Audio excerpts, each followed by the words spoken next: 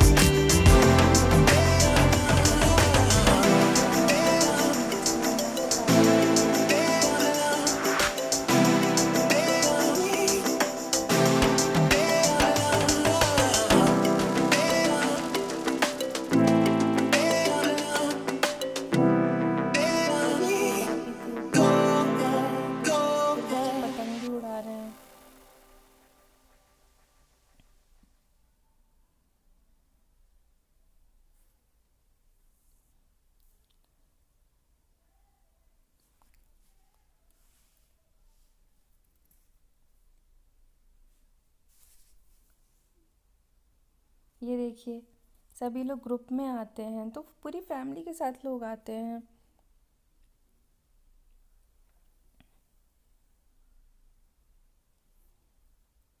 इस तरफ भी जो हमारा हिल है ना, उसके पास भी नीचे में लोग बिछाते हैं, पेड़ के नीचे में बिछाते हैं अपने चद्दर वगैरह और पिकनिक मनाते हैं। तो आपको ये वीडियो आई होप अच्छा लगा हो। लाइक करें वीडियो को, कमेंट करें, सब्सक्राइब करें चैनल को। Thanks for watching.